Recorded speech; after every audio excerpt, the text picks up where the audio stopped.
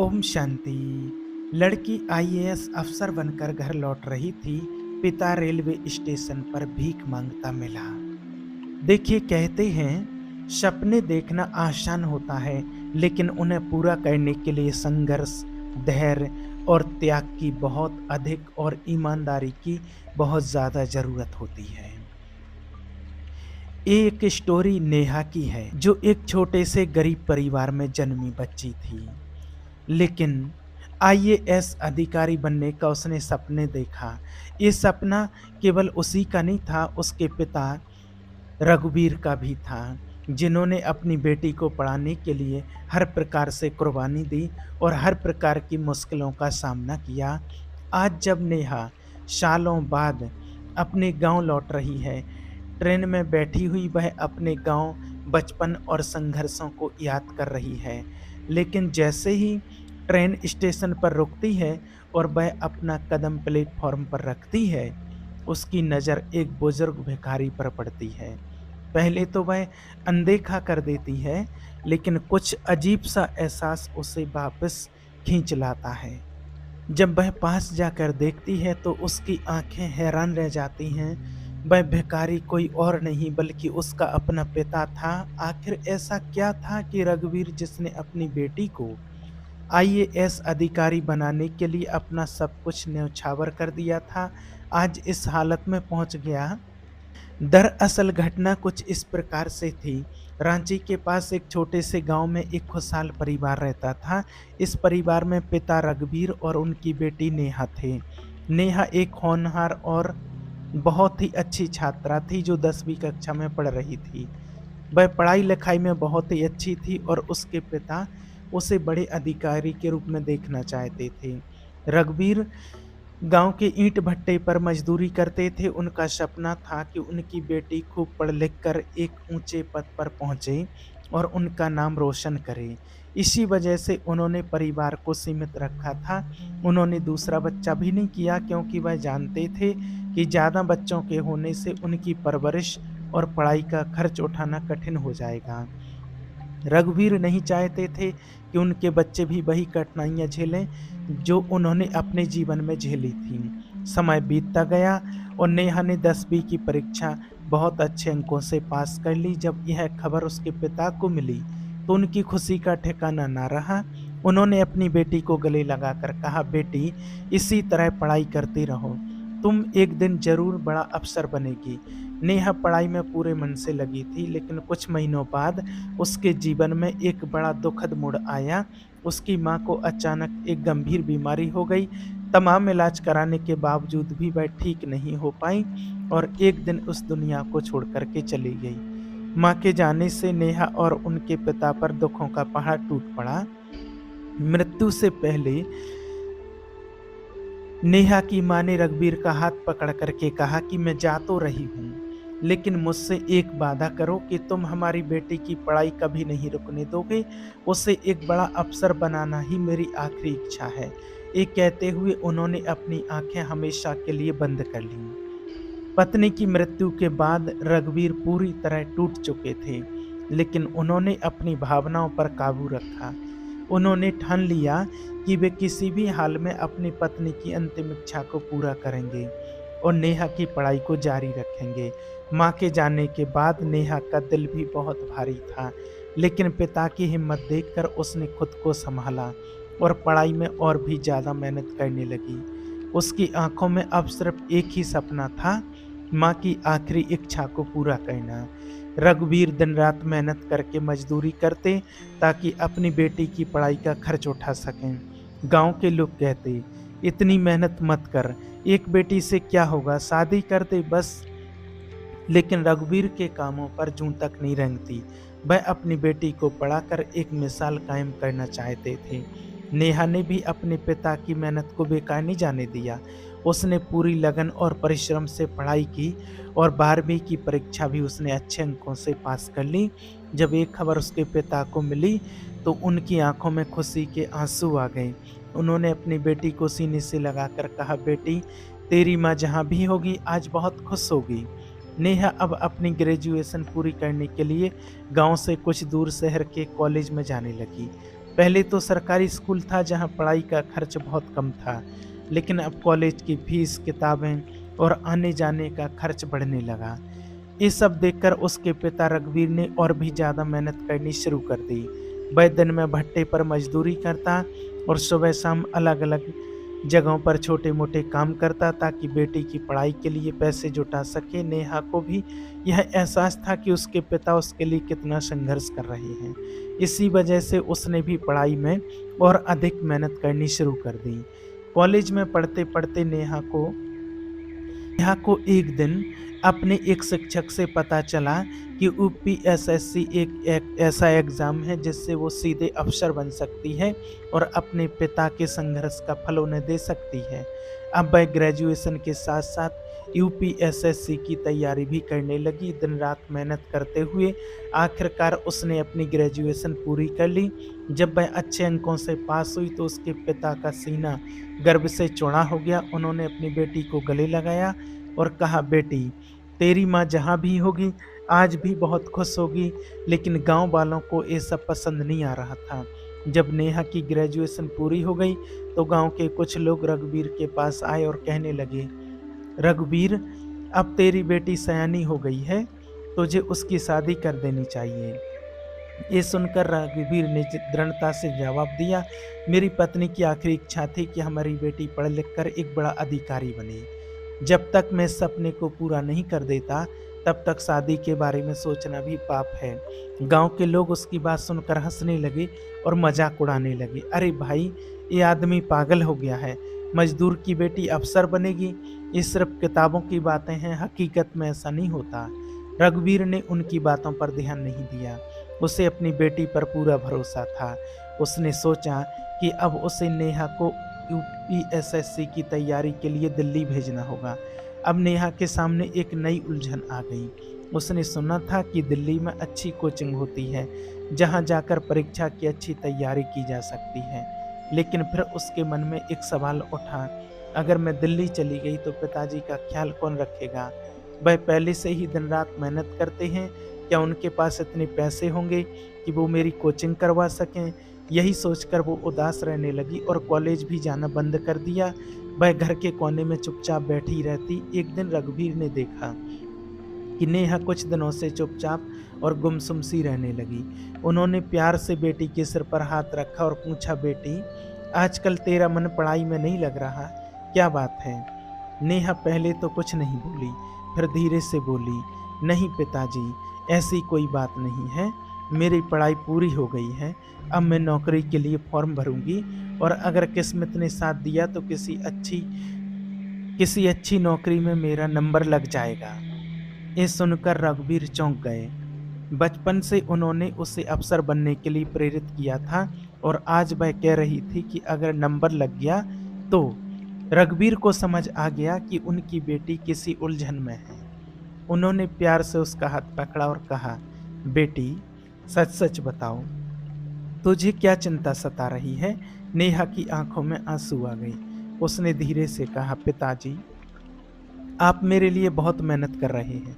अगर मैं दिल्ली चली गई तो आपका ख्याल कौन रखेगा? कोचिंग के लिए बहुत पैसे लगेंगे। आप पहले ही बहुत संघर्ष कर रहे हैं।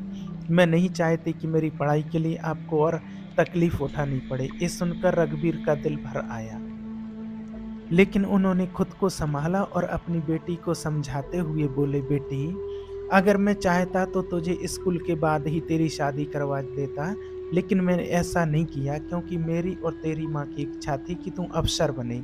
ये सपना सिर्फ तेरा नहीं, मेरा भी है। तुझे ये मौका गंवाना नहीं चाहिए। पैसे की चिंता मत कर, मैं अपनी आखिरी सांस तक मेहनत करूँगा, लेकिन तुझे पढ़ने से कभी नहीं रोकूंगा।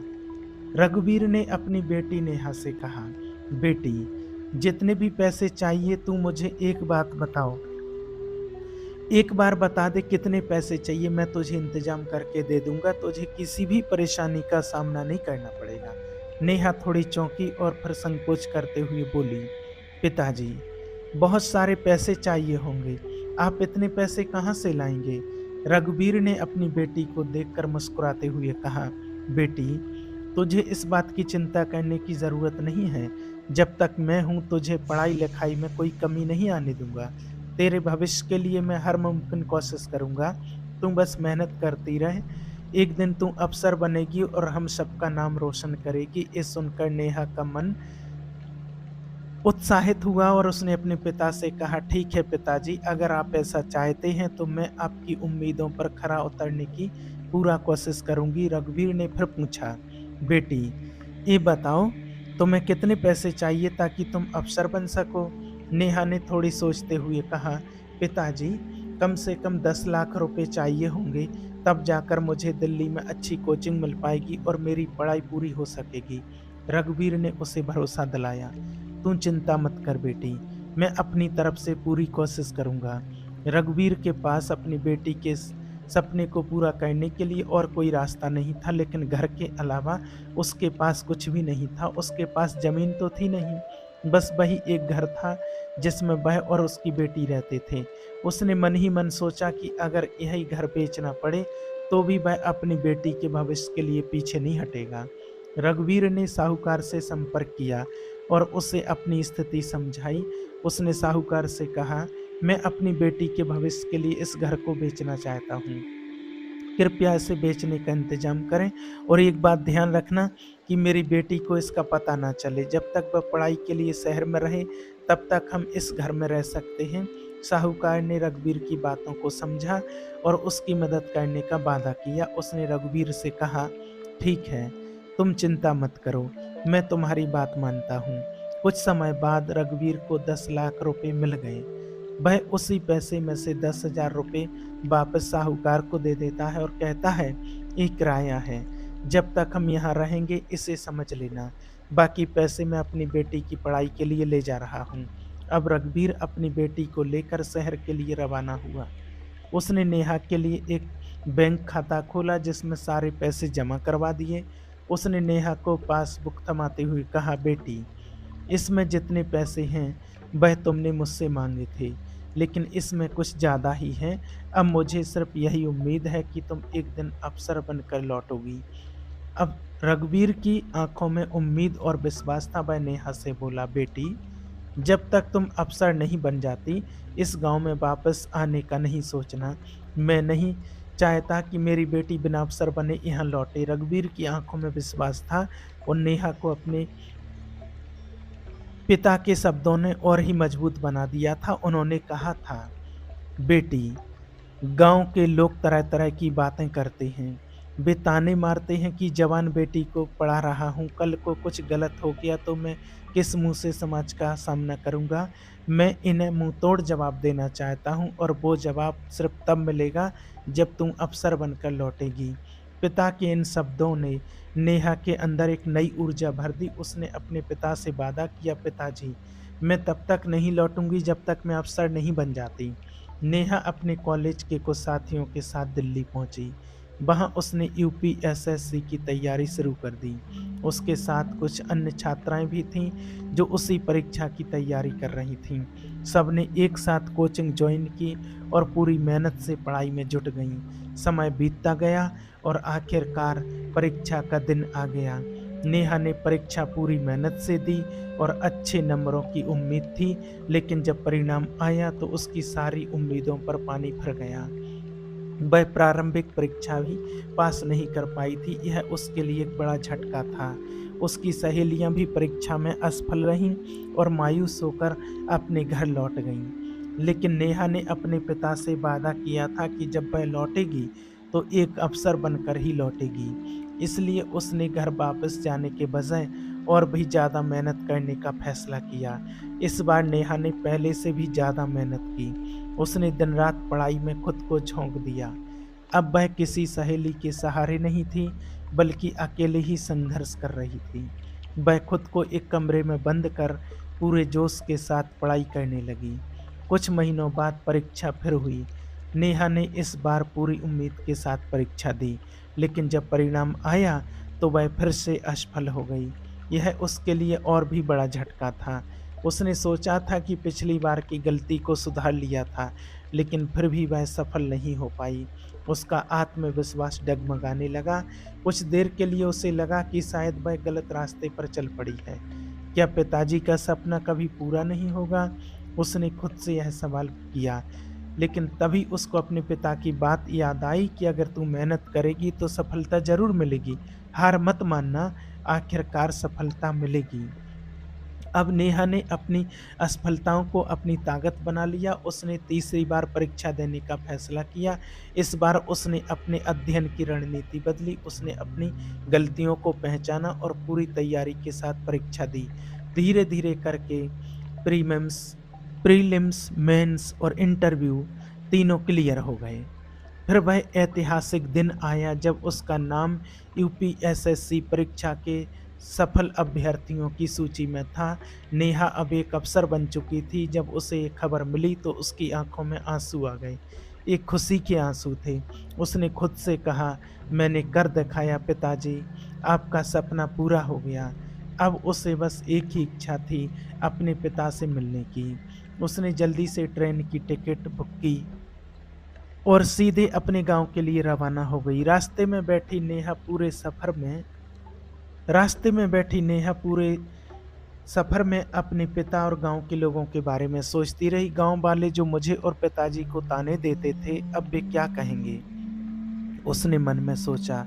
जब ट्रेन स्टेशन पर रुकी तो उसका दिल तेजी से धड़कने लगा। उसने चारों ओर देखा, वही पुराना स्टेशन, वही गलियां, लेकिन आज सब कुछ बदला-बदला सा लग रहा था। जैसे ही वह सीढ़ियों से नीचे उतरने लगी, उसकी नज़र अचानक एक भिखारी पर पड़ी। वह भिखारी मैले कुचैले कपड़ों में बैठा था। उसकी दाढ़ी बढ़ी हुई थी, बाल बिखरे थे और हाथ में एक कटोरा था जिसमें कुछ खुले पैसे पड़े थे। वह उन सिक्कों को एक-एक करके गिन रहा था। नेहा का दिल जोर से धड़कने लगा। जैसे ही उसने ध्यान से उस भिखारी का चेहरा देखा, तो उसके पैरों तलों की ज़मीन खिसक गई। पिताजी! नेहा भागकर उस पिता के भिखारी के पास आई और काँपती हुई आवाज़ में बोली, बाबूजी, आपकी ये हालत कैसे हो गई? रघुवीर ने जैसे ही अपनी बेटी की आवाज़ सुनी, उसने धीरे-धीरे ऊपर देखा। नेहा को देखकर उसकी आँखें भर आईं। वह फूट-फूट कर रोने लगा। नेहा भी अपने पिता को इस हाल में देखकर खुद को रोक नहीं पाई। बाबूजी, मैंने आपका सपना पूरा कर दिया, मैं अफ़सर बन गई, लेकिन आप यहाँ इस हाल में क्यों हैं? ये कहते हुए वह अपने पिता से लिपट गई और ज़ोर-ज़ोर से रोने लगी। रघुवीर ने अपनी बेटी को कसकर गले लगाया और कुछ देर तक कोई शब्द नहीं बोल पाया। वह सिर्फ आंसुओं में डूबे हुए अपनी बेटी को देखता रहा। कुछ देर बाद जब रघुवीर थोड़ा शांत हुए, तो उन्होंने अपनी बेटी से कहा, बेटा, तुझे याद है जब तू पढ़ाई के लिए दिल्ली गई थी, तब मैंने तेरे अकाउंट में पैसे जमा कराए थे? नेहा ने आंसू पोंछते हुए कहा, हाँ बाबूजी, मुझे याद है अच्छी तरह से, लेकिन वह पैसे आपने लाए कहाँ से थे? रघुवीर ने गहरी सांस ली और बोले, बेटा, तेरे सपने को पूरा करने के लिए मैंने अपना घर बेच दिया था। उन्हीं पैसों से मैंने तेरा भविष्य सुरक्षित किया। घर बेचने के बाद कुछ पैसे मकान के किराए के लिए रखे और उसी घर में किराएदार बनकर रहने लगा। नेहा की आंखें आश्चर्य से फैल गईं। आपने अपना घर बेच दिया सिर्फ मेरी पढ़ाई के लिए? रघुवीर आगे बोले, हाँ बेटी, लेकिन मेरी मेहनत मजदूरी के पैसों से धीरे-धीरे किराया देता रहा, पर फिर एक दिन एक हाथ से मेरे हाथ में चोट आ गई और मैं काम करने लायक नहीं बचा। जब मजदूरी नहीं कर पाया तो मकान मालिक को किराया कहाँ से देता? उसने मुझे घर से निकाल दिया। मजबूरी में मुझे इस स्टेशन पर आकर रहना पड़ा ताकि कम से कम भीख मांगकर पेट भर सकूं। लेकिन मुझे कोई गम नहीं है क्योंकि आज तू अफ़सर बन गई है। अब मैं निश्चिंत हूँ। नेहा की आंखों से आंसू रुकने का नाम ही नहीं ले रहे थे। आपने मेरे लिए इतना बड़ा बलिदान दिया बाबूजी, और मैं इस बात से अनजान थी। उसने बिना कुछ सोचे अपने पिता का हाथ पकड़ा और कहा, अब एक भी पल यहाँ नहीं रुकेंगे, आप मेरे साथ चलिए। रघुवीर ने कहा, बेटा, मैं तेरा बोझ नहीं बनना चाहता। अब तू अफ़सर बन गई है, तुझे अपनी ट्रेनिंग करनी है, मैं यहीं ठीक हूँ। लेकिन नेहा ने दृढ़ता से कहा, बाबूजी, मैंने आपसे वादा किया था कि जब मैं लौटूंगी तो अफ़सर बनकर ही लौटूंगी, और आज जब मैं लौट आई हूँ तो मैं आपको इस हाल में नहीं छोड़ सकती। नेहा अपने पिता को अपने साथ लेकर गांव लौटी। जब गांव वालों ने देखा कि रघुवीर की बेटी अफ़सर बनकर लौटी है, तो सभी दंग रह गए। जो लोग ताने मारते थे वही आज रघुवीर की बेटी की सफलता की कहानियां सुनाने लगे। लेकिन नेहा को इन बातों से कोई फर्क नहीं पड़ा। उसने सबसे पहले उसी घर का कुछ बकाया किराया चुकाया और अपने पिता को वहां रहने को कहा। बाबूजी, अब आप आराम से रहिए, अब आपको कोई तकलीफ नहीं होगी। इसके बाद नेहा अपनी ट्रेनिंग पर चली गई। जब भी उसे वेतन मिलता वह नियमित रूप से अपने पिता को पैसे भेजती, जिससे उनका जीवन फिर से सामान्य हो गया। नेहा ने जब देखा कि उसके पिता अकेले गांव में रहेंगे तो उसने गांव के एक ईमानदार व्यक्ति को उनकी देखभाल के लिए नियुक्त कर दिया। उसने उससे कहा, मेरे पिता की तुम्हें सेवा करनी है। मैं जो भी पैसे भेजूंगी वे सही समय पर मेरे पिता तक पहुंचने चाहिए। वह व्यक्ति बहुत ईमानदार और भरोसेमंद था। उसने पूरी निष्ठा से रघुवीर की देखभाल की। नेहा को अब अपनी ट्रेनिंग पर ध्यान देना था, इसलिए उसने मन को शांत रखा और पूरी मेहनत से अपनी 2 साल की ट्रेनिंग पूरी की। जब नेहा की ट्रेनिंग पूरी हुई तो उसकी पहली पोस्टिंग एक जिले में एक अधिकारी के रूप पर हुई। अब उसके पास में एक सरकारी आवास था और एक नई जिम्मेवारी भी। पोस्टिंग के कुछ समय बाद वह अपने पिता को लेने के लिए गांव आई। उसने अपने पिता से कहा, बाबूजी, अब आपको यहाँ अकेले रहने की ज़रूरत नहीं। अब आप मेरे साथ चलेंगे और मेरे सरकारी आवास में रहेंगे। रघुवीर पहले थोड़ा संकोच कर रहे थे, लेकिन नेहा ने प्यार से समझाया और उन्हें अपने साथ ले गई। उसने गांव के उसी व्यक्ति को भी अपने सरकारी आवास में रख लिया जो पहले उसके पिता की सेवा कर रहा था। अब वह व्यक्ति वहीं रहकर उनकी देखभाल का जिम्मा उठाने लगा। नेहा अपने कार्यभार को पूरी ईमानदारी से निभा रही थी। 6 महीने बीत चुके थे और वह अपने जिले में एक आदर्श अधिकारी के रूप में पहचानी जाने लगी थी। एक दिन गांव के कुछ लोग उसके सरकारी आवास पर आए और बोले, बेटी, गांव में एक सामाजिक कार्यक्रम रखा गया है जिसमें तुम्हें जरूर आना चाहिए। तुम हमारे गांव की शान हो। तुम्हारी कहानी से बाकी बच्चों को भी प्रेरणा मिलेगी। पहले तो नेहा ने मना कर दिया क्योंकि वह अपनी जिम्मेवारियों में व्यस्त थी, लेकिन जब गांव वालों ने जिद की और कहा कि यह उनके लिए बहुत गौरव की बात होगी तो वह मान गई। जब फंक्शन का दिन आया तो नेहा अपने पिता के साथ सरकारी गाड़ी में बैठ करके गांव पहुंची। जैसे ही गाड़ी गांव में दाखिल हुई तो गांव के लोगों ने ढोल और नगाड़ों के साथ उसका भव्य स्वागत किया। सभी गर्व से उसकी ओर देख रहे थे। कार्यक्रम में जब नेहा स्टेज पर पहुंची तो चारों ओर तालियों की गड़गड़ाहट गूंज उठी। लेकिन नेहा ने कहा, ये सम्मान सिर्फ मेरा नहीं है, ये सम्मान मेरे पिता का भी है। फिर उसने अपनी संघर्ष भरी यात्रा को गांव वालों के सामने रखा। उसने बताया कि कैसे रघुवीर ने अपना घर बेचकर, भीख मांगकर और असंख्य बलिदान देकर उसकी पढ़ाई का खर्च उठाया। अगर मेरे पिता ने ये सब नहीं किया होता तो मैं आज इस मंच पर खड़ी नहीं होती। मेरे पिता की तपस्या और त्याग ही मेरी सफलता का असली वजह है। जब गांव वालों ने यह कहानी सुनी तो उनकी आंखों में आंसू आ गए। रघुवीर का सम्मान और भी बढ़ गया। वही लोग जो पहले ताने मारते थे आज गर्व से कह रहे थे, नेहा जैसी बेटी पाकर रघुवीर सच में बहुत भाग्यशाली है। समय बीतता गया और नेहा अपने पद पर पूरी ईमानदारी से कार्य करती रही। लगभग 2 साल की नौकरी के बाद उसकी शादी की बात चलने लगी। उसे अपनी बराबरी के रैंक के एक अधिकारी से विवाह का प्रस्ताव मिला, लेकिन शादी से पहले नेहा ने एक शर्त रखी, मेरे पिता मेरे साथ ही रहेंगे, मैं उन्हें अकेला नहीं छोड़ सकती। पहले तो उस अधिकारी ने संकोच किया, लेकिन जब नेहा ने उसे अपने संघर्ष और पिता के त्याग की पूरी कहानी सुनाई तो वह भावुक हो गया और कहा, नेहा, तुम्हारे पिता सिर्फ तुम्हारे नहीं, अब हमारे भी पिता हैं और वो हमारे साथ ही रहेंगे और उनका पूरा सम्मान होगा। नेहा ने अपने पिता को साथ रखा और अपने पति के साथ नए जीवन की शुरुआत की, लेकिन उसका सबसे पहला दायित्व अपने पिता की सेवा करना था। अब रघुवीर किसी चीज़ की उनको कमी नहीं थी। उनकी बेटी एक सफल अधिकारी बन चुकी थी। गांव में उनका सम्मान बहुत बढ़ चुका था और अब वे सम्मानजनक जीवन व्यतीत कर रहे थे। तो देखिए, कहते हैं लोग तब तक ही निंदा और ताने मारते हैं जब तक कि मनुष्य सफल नहीं हो जाता। जब इंसान सफल हो जाता है तो वही लोग उसका सम्मान करने लगते हैं। यह बात 100% सत्य है, क्योंकि समाज का स्वभाव ही ऐसा होता है। जब कोई व्यक्ति संघर्ष कर रहा होता है, जब वह अपने सपनों को पूरा करने के लिए मेहनत कर रहा होता है, तब लोग उसकी मजाक उड़ाते हैं, ताने मारते हैं और उसे नीचा दिखाने की कोशिश करते हैं। लेकिन जैसे ही वह व्यक्ति अपने लक्ष्य को हासिल कर लेता है और सफल हो जाता है, वही लोग उसकी प्रशंसा करने लगते हैं, उसका सम्मान करने लगते हैं और उसके नाम की मिसालें देने लगते हैं। अक्सर देखा जाता है कि जब कोई व्यक्ति गरीबी से निकलकर, कठिनाइयों से लड़कर कुछ बड़ा करने की कोशिश करता है, तो लोग उसे रोकने की कोशिश करते हैं। तू यह नहीं कर सकता, तेरी औकात नहीं। अरे कौन-सा अफ़सर बनेगा, अभी से इतना पढ़ लिख रहा है, बाद में देखा जाएगा। ऐसे ही ताने हर संघर्ष करने वाले व्यक्ति को सुनने को मिलते हैं। तो देखिए, लोगों की निंदा और बातों को नज़रअंदाज करें। जब तक आप संघर्ष कर रहे हैं, लोग आपको नीचा दिखाने की कोशिश करेंगे, लेकिन एक बार जब आप सफल हो जाते हैं, तो वही लोग आपकी तारीफ़ करेंगे।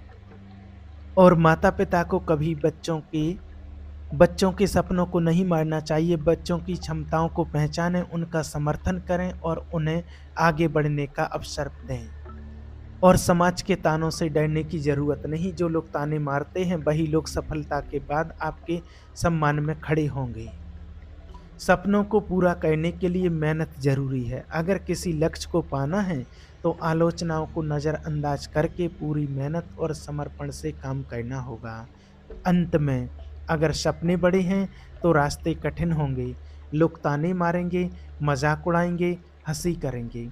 लेकिन जब सफलता मिलेगी, तो वही लोग सबसे आगे खड़े होकर आपकी तारीफ़ करेंगे। इसलिए लोगों की बातों की परवाह किए बिना अपने सपनों के पीछे भागो और उनको पूरा करके दिखाओ। लोग अपने आप चुप हो जाएँगे।